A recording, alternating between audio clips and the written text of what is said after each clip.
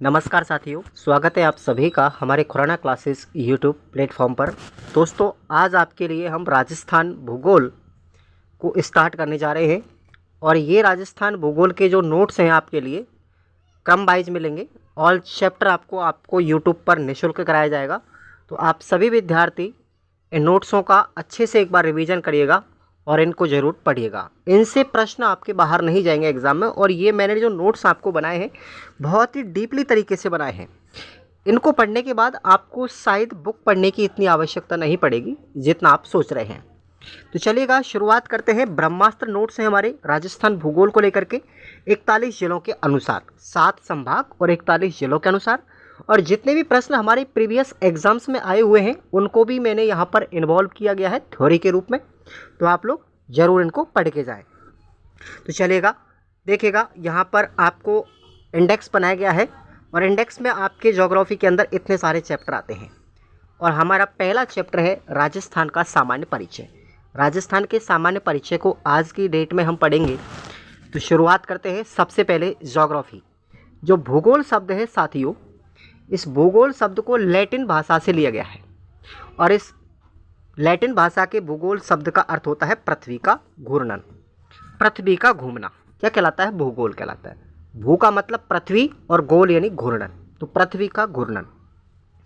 भूगोल शब्द का सबसे पहले प्रयोग किसने किया था ये आपको ध्यान रखना है। याद रखेंगे इसको आप लोग। एरेस्टोस्थेनिज ने सबसे पहले भूगोल शब्द का प्रयोग किया था। आपसे पूछा जाए कि भूगोल के वास्तविक जनक कौन है, तो याद रखेंगे हेकेटियस हैं। भूगोल के वास्तविक जनक हैं और इन्होंने ही सबसे पहले ज्योग्राफी का क्रमबद्ध अध्ययन किया था। अच्छे लगे नोट्स? एक बार लाइक जरूर ठोकेंगे वीडियो को। आपसे पूछा जाए राजस्थान की स्थिति के बारे में अगर हम बात करें वही, तो ऋग्वेद के अंतर्गत राजस्थान को ब्रह्मवर्त कहा गया है। ये कई बार एग्जाम में पूछा गया है कि राजस्थान को ऋग्वेद के अंतर्गत क्या नाम दिया गया है, तो याद रखेंगे आप लोग ब्रह्मवर्त कहा गया है। वही अगर हम रामायण की बात करते हैं, रामायण जो वाल्मीकि के द्वारा लिखी गई थी, तो उस वाल्मीकि की रामायण ग्रंथ के अनुसार राजस्थान को नाम दिया गया है मरुकांतर। क्या नाम दिया गया है? मरुकांतर नाम दिया गया है। नोट करते जाएं आप लोग बहुत अच्छे तरीके से। अब हम राजस्थान नामकरण की बात करते हैं। राजस्थान के नामकरण की अगर हम बात करते हैं वहीं पर, तो सबसे पहले राजस्थान को नाम दिया था राजपूताना। किसने दिया था? जॉर्ज थॉमस ने दिया था। कब दिया था? 1800 ईस्वी के अंदर। नोट करेंगे इसको आप लोग। सबसे पहले जॉर्ज थॉमस ने 1800 ईस्वी में राजस्थान को राजपूताना कहा। वही बात कर रहे हैं कर्नल जेम्स टॉड की, तो इन्होंने 1829 ईस्वी में राजस्थान को कई नाम दिए, जैसे मरु प्रदेश कहा इन्होंने, रायथान इन्होंने कहा था और रजवाड़ा। तो अच्छे से याद रख लेना, कर्नल जेम्स टॉड ने राजस्थान को 3 नामों से पुकारा था, मरु प्रदेश, रायथान और रजवाड़ा। राजस्थान के एकीकरण की प्रक्रिया के बाद, राजस्थान की एकीकरण की प्रक्रिया पूरी हुई थी 1 नवंबर 1956 में। तो ये राजस्थान शब्द सबसे पहले अस्तित्व में आया था। उस समय की अगर हम बात करें, राजस्थान में जब एकीकरण के समय पर 26 जिले थे और 5 संभाग थे। ये भी आपको याद रखना है। 1 नवंबर 1956 को राजस्थान दिवस मनाया गया। ध्यान रखेंगे आप लोग, सबसे पहले राजस्थान दिवस कब मनाया गया था? 1 नवंबर 1956 को। और तब से ही हम राजस्थान दिवस 1 नवंबर को मनाते हैं। राजस्थान दिवस हम कब मनाते हैं? 1 नवंबर को मनाते हैं। आगे बात करते हैं। जब राजस्थान का एकीकरण हुआ था 1 नवंबर 1956 को कंप्लीट हुआ था, उस समय पर हमारे मुख्यमंत्री कौन थे? मोहनलाल सुखाड़िया। कौन थे भाई? मोहनलाल सुखाड़िया थे। और मोहनलाल सुखाड़िया का मुख्यमंत्री की बात करते हैं तो सबसे अधिक कार्यकाल है। और मोहनलाल सुखाड़िया को आधुनिक राजस्थान का निर्माता भी कहा गया है। अंडरलाइन कर लीजिए इस बात को आप लोग। आधुनिक राजस्थान के निर्माता कौन है? मोहनलाल सुखाड़िया। अब हम वर्तमान में अगर हम बात करते हैं तो 41 जिले और 7 संभाग है। देखिए, अशोक गहलोत सरकार थी उस समय पर 50 जिले हो गए थे, 10 संभाग हुए थे, लेकिन इनको बाद में भजनलाल की सरकार में कैंसिल किया गया था। 8 जिलों को ख़त्म किया गया। कितने जिलों को? 8 जिलों को यहाँ पर ख़त्म किया गया था और 3 संभागों को ख़त्म किया। तो टोटल कितने रह गए अब वर्तमान में? 41 जिले और 7 संभागों की हम पूरी ज्योग्राफी पढ़ेंगे, हिस्ट्री पढ़ेंगे, कल्चर पढ़ेंगे। तो वर्तमान में 41 जिले 7 संभाग। देखिएगा, हम बात करते हैं उन 50 जिलों के अकॉर्डिंग, थोड़ा सा हम डिटेल्स में जाएंगे। सबसे पहले उन 50 जिलों के निर्माण के लिए गहलोत सरकार के अंतर्गत जब हमारे राजस्थान में 33 जिले थे, उसके बाद जिलों को बढ़ाया गया था, 50 किया गया था। उन 50 जिलों के बनाने के लिए एक कमेटी का गठन किया गया, जिसको हम बोलेंगे राम लोभाया कमेटी। क्या बोलेंगे? राम लोभाया कमेटी। ये थोड़ा सा आपको बीच में एक पॉइंट मैंने ऐड कर दिया है, इसको आप लोग ध्यान रखें। इस कमेटी का गठन किया गया था मार्च 2022 में, है ना। उस समय पर मुख्यमंत्री कौन थे? अशोक गहलोत थे। इस कमेटी के अध्यक्ष कौन थे? हमारे आईएएस थे राम लोभाया। पूर्व आईएएस कौन थे? राम लोभाया थे। और उस समय पर जब नवीनतम जिलों की घोषणा की गई थी, उसकी डेट थी 17 मार्च 2023 और नवीनतम जिलों का नोटिफिकेशन इन विज्ञापन या विज्ञप्ति कब जारी की गई थी? रिपोर्ट जारी की गई थी साथियों 4 अगस्त 2023 को और जिलों का विधिवत रूप से उद्घाटन किया गया था 7 अगस्त 2023 को। और इस कमेटी के द्वारा 19 जिले और 3 नए संभाग बनाए गए, लेकिन भजनलाल सरकार ने 3 नए संभाग और 8 नए जिलों को समाप्त कर दिया गया। तो अब वर्तमान में कितने हैं साथियों? याद रखें, वर्तमान में कितने हैं? अच्छे से याद रखना, 7 संभाग हैं और 41 जिले हैं। अब हम जिलों के निर्माण की बात करते हैं। जब एकीकरण के समय पर हमारे ज़िले कितने थे, है ना, उसके बाद में हम यहाँ पर डिटेल से पढ़ेंगे।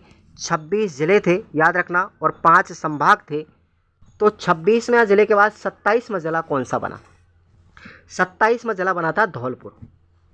अच्छा, धौलपुर बना था 15 अप्रैल 1982 को और इस धौलपुर को भरतपुर से अलग किया गया था। उस समय पर मुख्यमंत्री थे शिवचरण माथुर। 28वां जिला बना 12 जिला बना 28वां और ये बना था 10 अप्रैल 1991 को और कोटा जिले से इसको अलग किया गया था। उस समय पर भैरव सिंह शेखावत मुख्यमंत्री थे। 29वां जिला बना दौसा, यह भी 10 अप्रैल 1991 को बना था।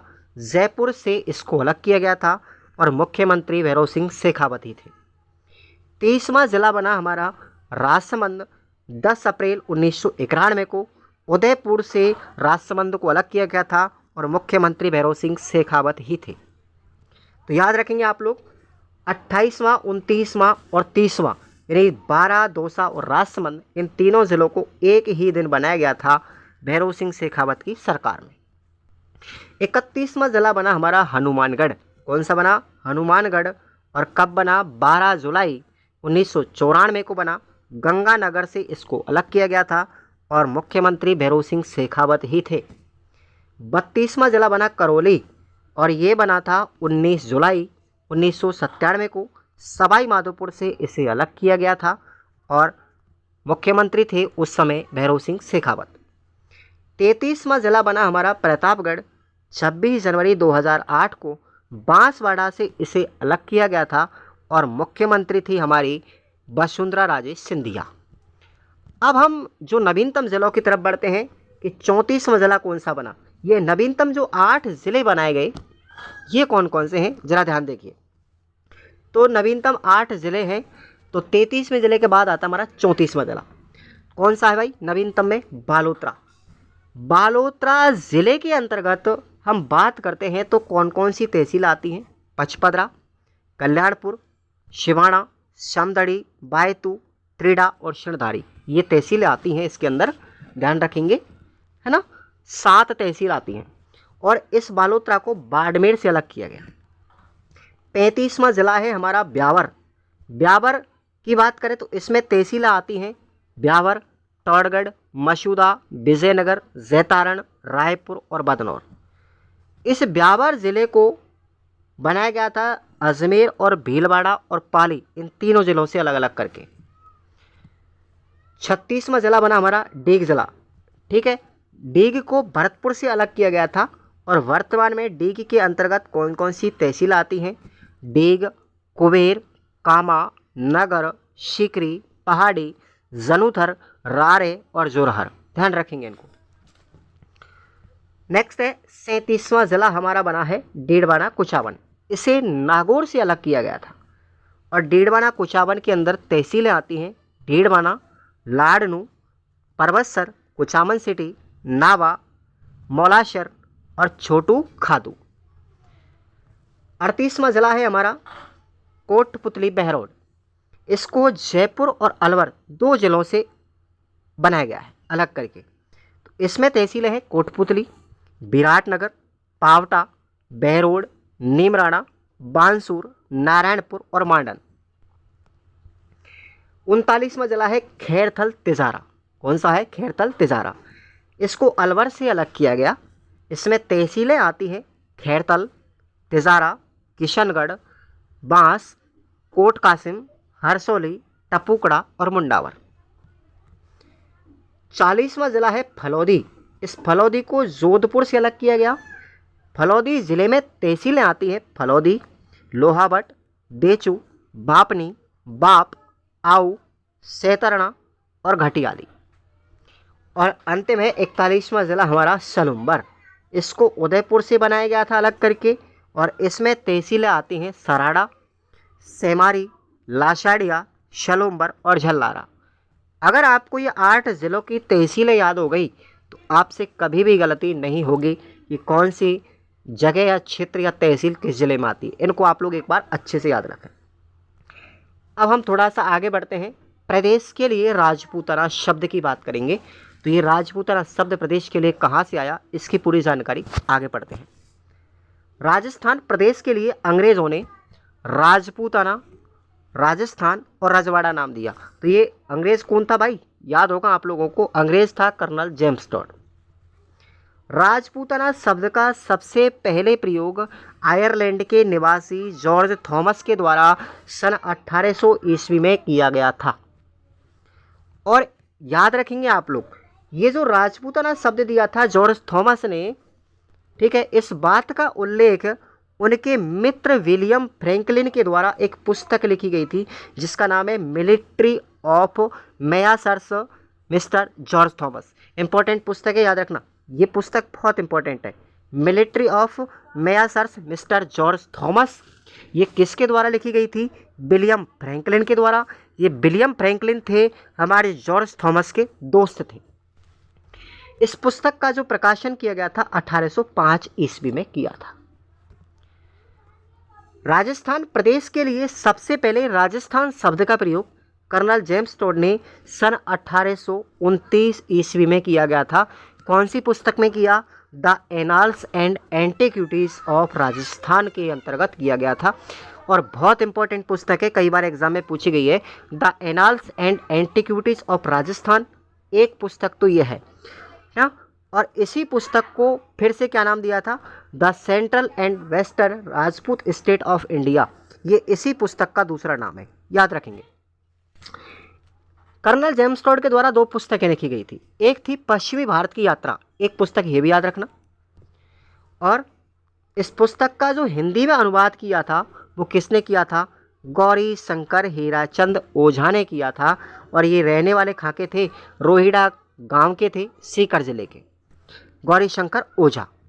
तो ये आपको याद रखना है, कई बार पूछा जा सकता है कि annals and antiquities of Rajasthan जो पुस्तक थी जेम्स टॉड की, उसका हिंदी में अनुवाद किसने किया था? गौरी शंकर हीराचंद ओझा ने। और इनका संबंध कहाँ से है? रोहिड़ा गांव सीकर से है। देखिएगा, अब हम गौरी शंकर हीराचंद ओझा के बारे में थोड़ा पढ़ते हैं। निवासी थे रोहिड़ा गांव सीकर के। इनका जन्म हुआ था 15 सितंबर 1863 में और इनका निधन हुआ था 17 अप्रैल 1947 को।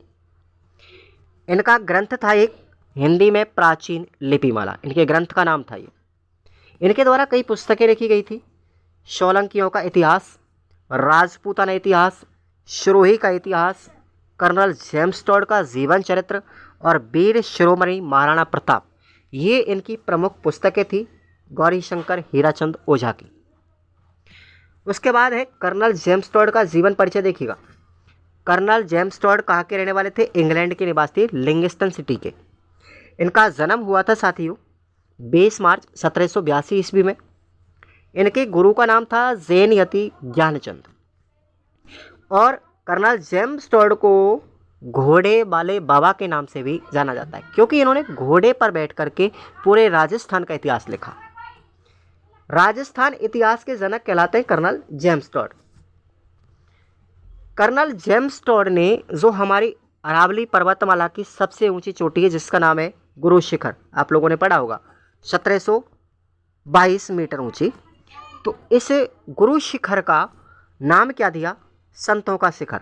संतों का शिखर गुरु शिखर को कहा है किसने? कर्नल जेम्स टॉड ने। और इन्होंने ही गुरु शिखर को हिंदू ओलंपस की संज्ञा दी है। वेरी इंपॉर्टेंट है, हिंदू ओलंपस की संज्ञा किसने दी? कर्नल जेम्स टॉड ने। इनकी पुस्तकें याद रखना आप लोगों को, मैंने अभी आपको बताई थी, the annals and antiquities of Rajasthan, और इसी पुस्तक का दूसरा नाम है the central and western Rajput state of India, और दूसरी पुस्तक का नाम है पश्चिमी भारत की यात्रा। ध्यान रखेंगे, दोनों पुस्तकें इंपॉर्टेंट नोट्स हैं, अच्छे हैं, पढ़ने में बहुत आसानी होगी। कर्नल जेम्स टॉड जब भारत से इंग्लैंड जा रहे थे, उस समय पर कौन सा शिलालेख लेकर के गए थे अपने साथ? मानमोरी का शिलालेख। ये कई बार प्रश्न पूछा गया है। और ये मानमोरी का शिलालेख इतना वजनदार था, इतना हैवी था, कि इसको इन्होंने समुद्र में ही फेंक दिया। और इसी शिलालेख के अंतर्गत अमृत मंथन का उल्लेख मिलता है। कई बार एग्जाम में पूछा गया है कि अमृत मंथन जो हुआ था देवताओं के समय पर, उसका उल्लेख कौन से शिलालेख में मिलता है? मानमोरी के शिलालेख में। राजस्थान जो शब्द की बात करते हैं, ये राजस्थान शब्द जो है इसका उल्लेख और जगह भी मिलता है। सिरोही के अंतर्गत एक खीमल माता का मंदिर है, बसंतगढ़, वहाँ पर एक शिलालेख लगा हुआ है। कई बार पूछा गया एग्जाम में, खीमल माता के मंदिर में, जिसको बोलते हैं हम बसंतगढ़ शिलालेख, उस शिलालेख में भी राजस्थानादित्य शब्द का प्रयोग किया गया है। और ये शिलालेख कब का है भाई? 682 ईस्वी का है। जोधपुर के महाराजा जसवंत सिंह के दरबारी कवि थे मूनोत नैणसी। उन्होंने भी अपने ग्रंथ मूनोत नैणसीरी ख्यात में राजस्थान शब्द का प्रयोग किया है। आज़ादी के बाद की बात करें तो ऐतिहासिक रूप से राजस्थान शब्द का सबसे पहले प्रयोग एकीकरण के समय, जो एकीकरण का दूसरा चरण था, याद रखेंगे आप लोग, दूसरा चरण कब हुआ था? 25 मार्च 1948 को। उस समय पर क्या नाम रखा था उस चरण का? पूर्वी राजस्थान संघ, पूर्व राजस्थान संघ रखा गया था। तो यहाँ पर देख लीजिए राजस्थान शब्द मिला है। तो सबसे पहले एकीकरण के समय राजस्थान शब्द कब दिया गया था? तो दूसरे चरण में दिया गया था। कब दिया था? डेट याद रखेंगे, 25 मार्च 1948 में। देखिए भाई, अगर आपको इन नोट्सों की आवश्यकता हो और आपको अच्छे लगे, आप 2-4 दिन क्लास लीजिए, उसके बाद इन नोट्सों को आप लोग, इनकी PDF आप परचेज कर सकते हो। व्हाट्सअप नंबर है हमारा ये वाला, इस पर आप लोग मैसेज करेंगे और 50 रुपये आप लोगों को देने हैं मात्र, और ज्योग्राफी के नोट्स की PDF आपको मिल जाएगी, ठीक है। और 50 रुपये आप लोग देंगे तो ज्योग्राफी के नोट्स की PDF आप लोगों के लिए मिल जाएगी। 50 रुपये हर सब्जेक्ट का है, और प्रत्येक सब्जेक्ट में लगभग 300 पेज के आसपास है। तो कंप्लीट कॉन्सेप्ट है पूरा।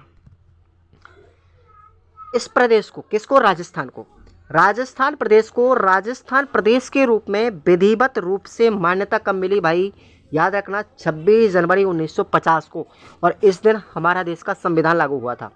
लेकिन आधुनिक राजस्थान की बात करें तो ये जो हम वर्तमान में राजस्थान देख रहे हैं, आधुनिक राजस्थान जो आज की डेट में हम देख रहे हैं, ये अस्तित्व में आया था 1 नवंबर 1956 को आया था, क्योंकि उस समय पर राजस्थान का एकीकरण पूर्ण हुआ। और इस समय पर मोहनलाल सुखाड़िया मुख्यमंत्री थे, और इन मोहनलाल सुखाड़िया को राजस्थान का आधुनिक निर्माता कहा जाता है, ठीक है। 1 नवंबर को ही प्रतिवर्ष, अब थोड़ा सा आप लोग कन्फ्यूजन ना हो, देखो आपसे पूछा जाए कि राजस्थान स्थापना दिवस कब मनाते हैं, तो राजस्थान स्थापना दिवस मनाते हैं 1 नवंबर। और वही पूछा जाए कि राजस्थान दिवस कब मनाते हैं, तो भैया याद रखेंगे आप लोग 30 मार्च को मनाते हैं। और हाल ही में जो सरकार आई थी ना भजनलाल की, इसने हिंदी महीनों के हिसाब से राजस्थान दिवस मनाने की घोषणा की है? आप लोग मुझे कमेंट करके बताएंगे। तो ये आप लोगों को याद रखना है। ये चैप्टर अपना पूरा हुआ। अगला हमारा चैप्टर होगा राजस्थान की स्थिति और विस्तार को लेकर के। अगर आपको अच्छा लगे तो एक बार प्लीज़ लाइक ठोके और चैनल को सब्सक्राइब करके कंटिन्यूस अब आपको रेगुलर क्लासें मिलेंगी और आराम से आप लोग क्लासों को लेते रहें और नोट्सों को प्रिंट आउट निकलवा लें, अपने सामने नोट्स को रखें, क्लास को लें और उसके बाद आप आराम से रिवीजन करें। बिल्कुल भी आपको किताबें पढ़ने की आवश्यकता नहीं पड़ेगी, मार्केट से पोथी लाने की ज़रूरत नहीं पड़ेगी आपको। ये एकदम शॉर्ट भी है और उतना मैटर है आपके लिए सफिशियंट कि आपको एग्ज़ाम में प्रश्न बाहर नहीं जाएगा। मैं दावे के साथ में कहता हूँ। और जब प्रश्न बाहर जाएगा ना, तो मैं ये लिख के भी दे दूँ कि वो किसी भी किताब में भी नहीं मिलेगा। आउट ऑफ सिलेबस ही देते हैं वो ज़्यादातर लगभग उस क्वेश्चन को, कि आप लोगों का दिमाग ही ख़राब हो जाएगा। आप किसी भी किताब में देख लेना जो मार्केट में चल रही है, उनमें वो प्रश्न आपको मिलेगा भी नहीं फिर। ठीक है, तो थैंक यू सो मच। आप लोग सपोर्ट करते रहिए अब मुझे, और कंटिन्यूअस प्रतिदिन क्लास को आप लोग मिस मत कीजिएगा। ठीक है, थैंक यू।